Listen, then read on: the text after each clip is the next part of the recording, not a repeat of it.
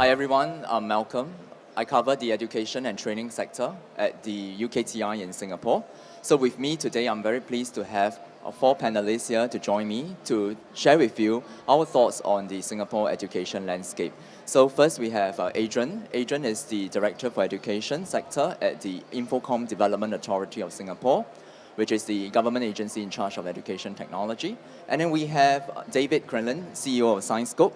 ScienceScope has done quite a lot of business in the Singapore and also in the Far East area. So I'll leave him to share more later on in the discussion. And then with me on my right, we have Ms. Fu. Ms. Fu is the director for and also co-founder of Kung Fu Education and Technology. And then also we have Albert Lim, the CEO of AdFast Private Limited. So first, education in Singapore is recognized around the world for its use of information technology in terms of the various master plans of communication, especially with the partnership with Ministry of Education. I think we have seen a lot of changes as well, and a lot of accolades that has been attributed to the Singapore education system. So what is it that makes the Singapore education system tick? So perhaps let me now invite Adrian to share with us from the IDA's point of view, what have been the changes, the evolving changes in terms of the landscape in Singapore, and what is it that we need to look out for in terms of key policies that underlie the education technology movement? Over to you, Adrian. Okay, good afternoon, everyone. Now, I think what I want to share with you today more about is how Singapore has developed. Now, we are pretty developed in the use of education technology. It's not done overnight. Now, I was sharing with some folks that I met today and even yesterday that Singapore has gone through 3 master planning exercises.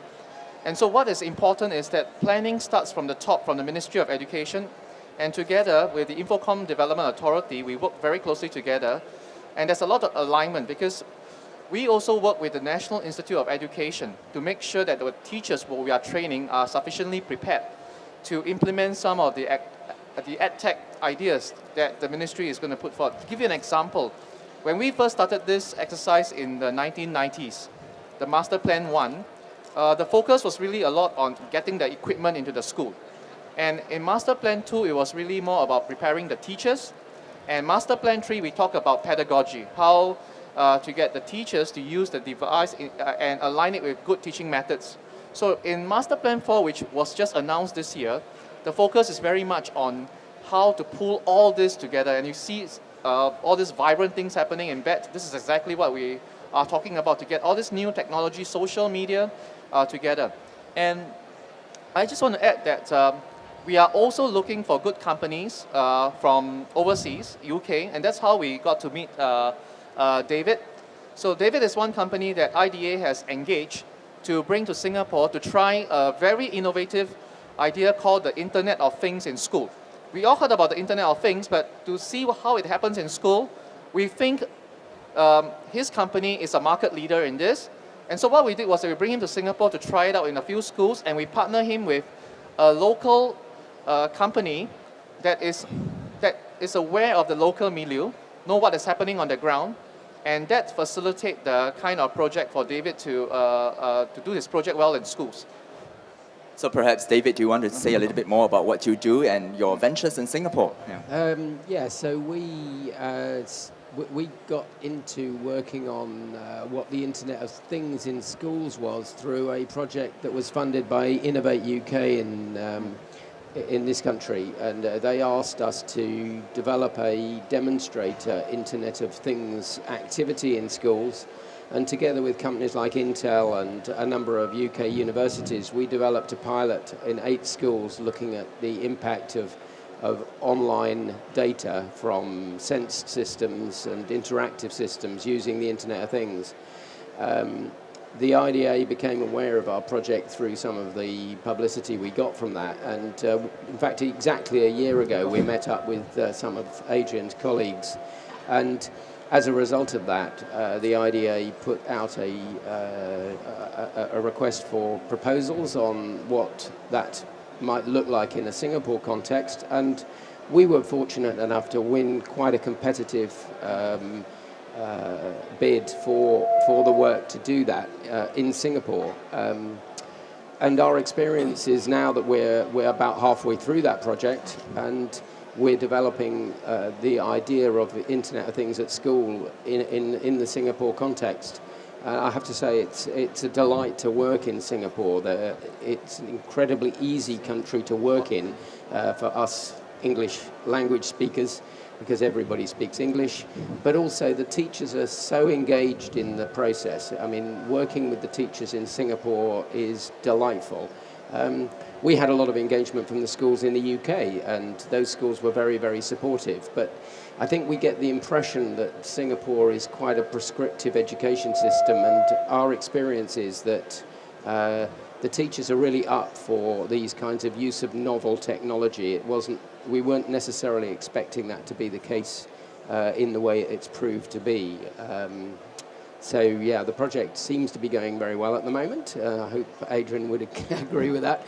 And in fact, it's led to more and more opportunities to expand into other uses of technologies in schools that we're talking about at the moment. Indeed. Thanks very much for the sharing. So perhaps from the Singapore side, perhaps we will have Ms. Fu to share with us. Tell us more about Kung Fu Education and Technology. What are some type of the UK companies that you're looking to work with in terms of your projects in the pipeline? Could you tell us a little bit more about that? Yeah, we are basically an online gaming portal for mathematics.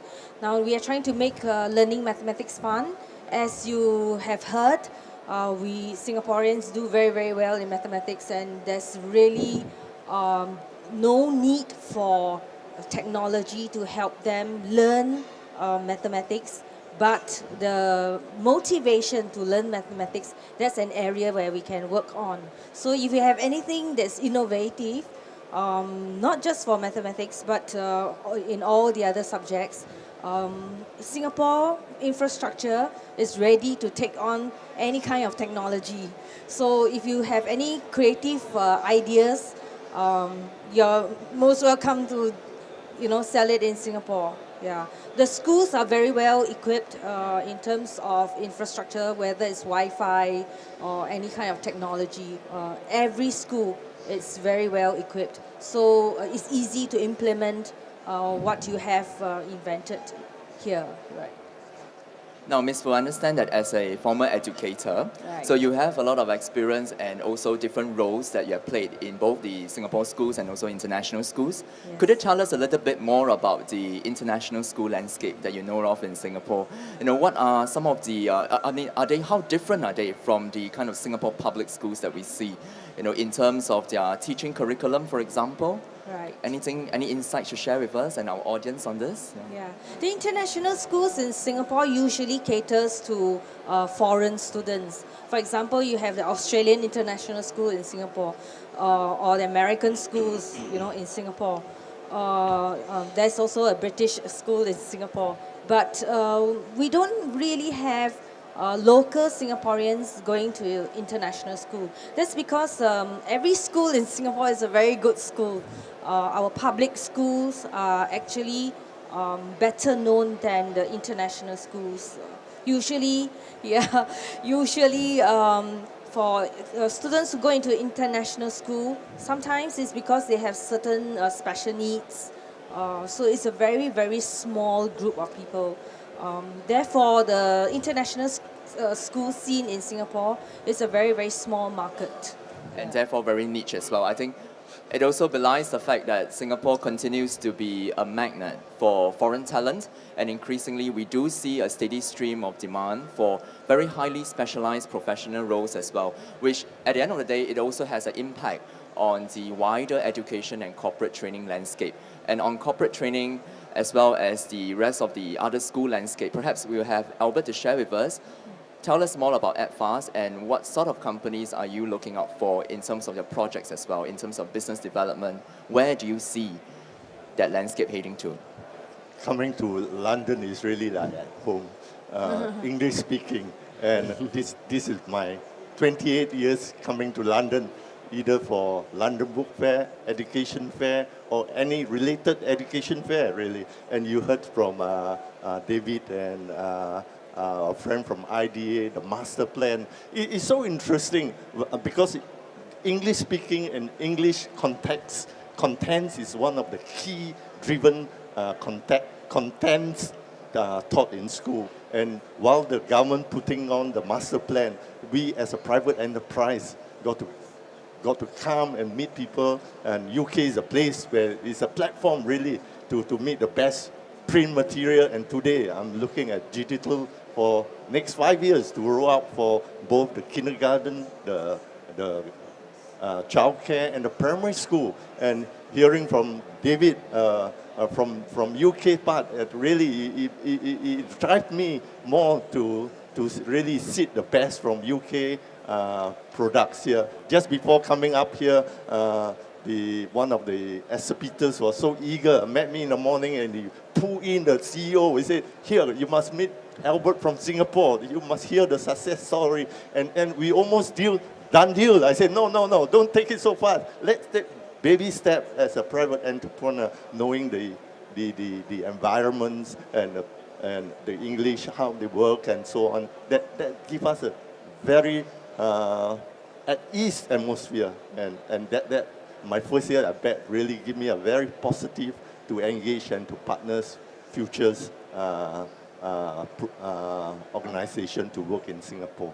Thank you, Albert. Now, a question to you, Adrian. Yeah. I mean, from where you sit, what products do you think there is a market for in terms of the Singapore landscape? What are some of the Singapore businesses looking at in terms of, Edtech products? I mean, we know of, from hardware to software to infrastructure, learning assessment and qualifications, and several different levels as well, from K-12 and all that. Could you tell us a little bit more about that? Let me just share with you some of the things we're looking at from the IDA perspective.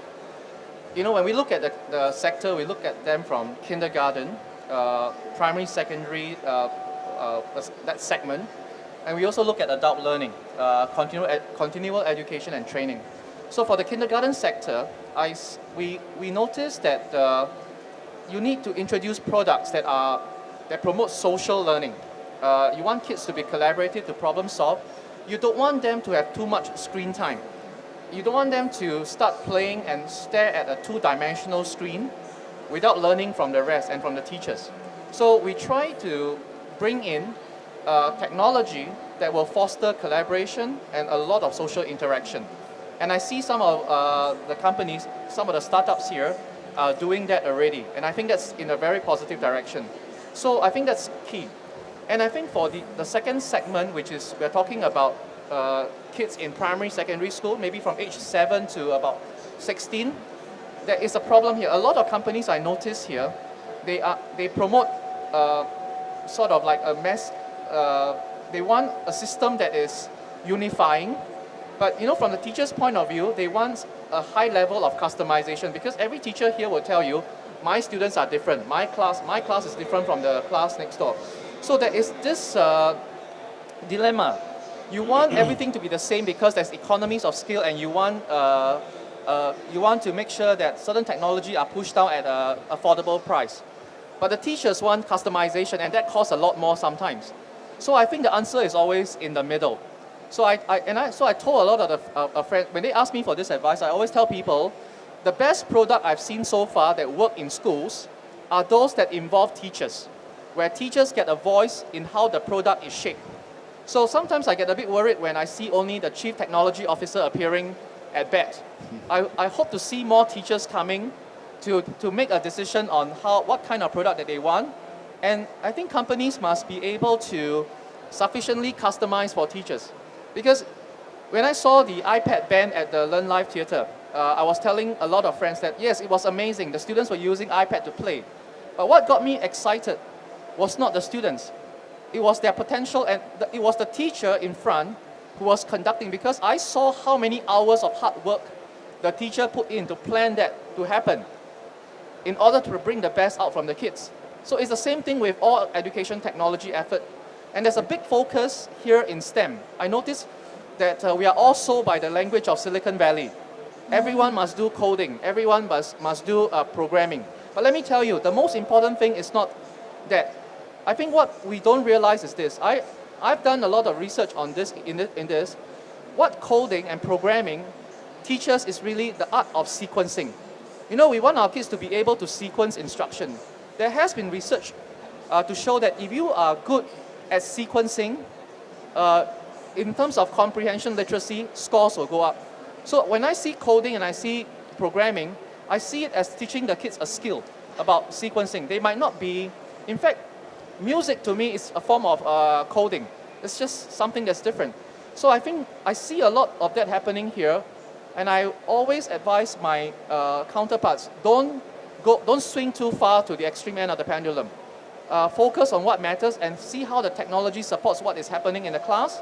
That makes a huge impact. So if you don't understand your clientele, your project is going to fail. So I also agree, you've got to start small, take baby steps, but I would also ask companies to dream big with Singapore companies. Together, dream big and learn very fast because it's cutthroat. This technology, the turnaround time is really, really quick. All right? Yeah. Thanks, Adrian. Any thoughts to add to that, gentlemen, ladies? Yeah, Anyone? actually, any product you need to pilot with the school Schools, and build yeah. very good relationship with that particular school and show results before you can expand. Because Singaporeans like tried and tested stuff. Yeah. So you need to prove yourself before you can really expand in the Singapore market.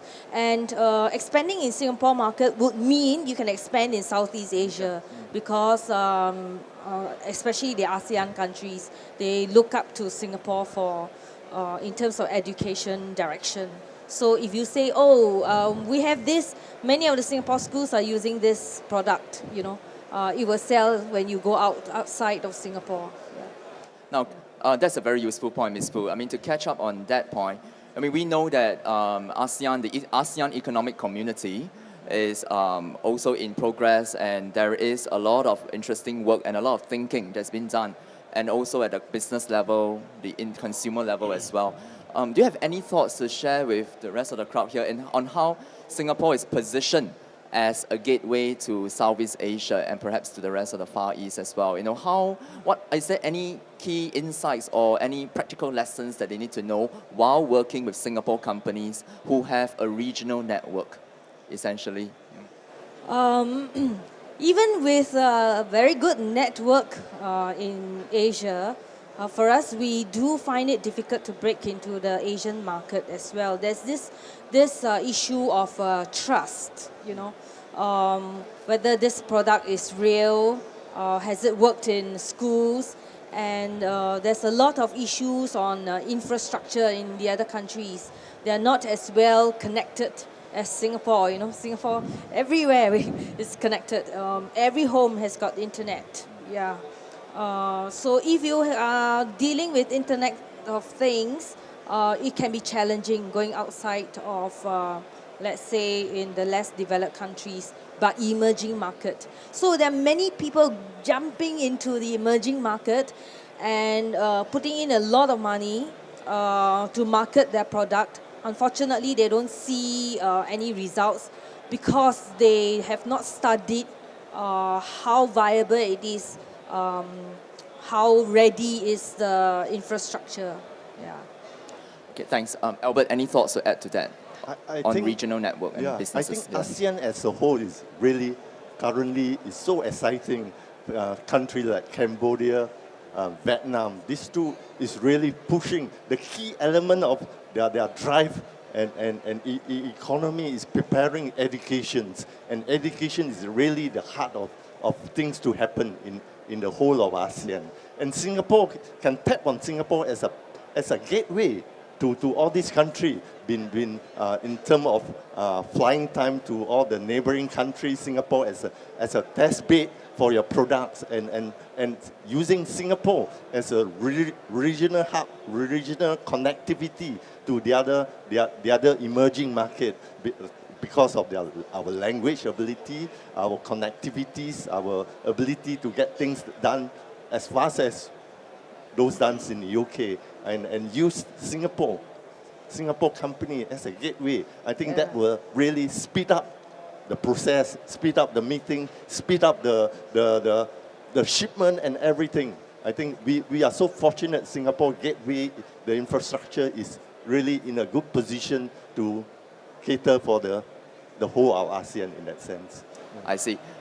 Adrian, any thoughts that you want to share on the regional business I agree, architecture? Albert. If you know the recent today this morning, if you read the papers, Singapore is ranked number 2 in one of the fastest way to do business in terms of speed, and in terms of global ranking, I think Singapore is 15 for the overall score. I know UK is number 3. Germany is at 1, Canada, then UK. So congratulations to the UK folks. I mean, you've done a great job. We have a lot to learn from you too. So, but what is really exciting is I think I want to catch on this word, the experimentation. Now, I think if you want to do a good experiment, a controlled experiment, you want a setting that you are able to study well. Now, when you want to do any prototype or pilot in Singapore, can I also encourage you to bring a researcher along? Because if you want to, in the field of education technology, teachers, they are professionals. They trust a certain credibility from a research institute or a university to codify some of the results. So this is the part that you should not save. You should invest a little bit more money to do a simple impact study or research when you want to try an experiment in Singapore. Because that will bring you further, and that piece of research would allow you to take your product faster and further out of Singapore. So I always encourage companies to do some of these things even before they embark on the experiment, because you got to decide some of the parameters that you want to study. In fact, when we worked with David, we told him we want to study a few things, because we think that when the project is over, it's too late to capture all these things. So plan ahead, because if you don't plan, you're planning to fail. It's as simple as that, right?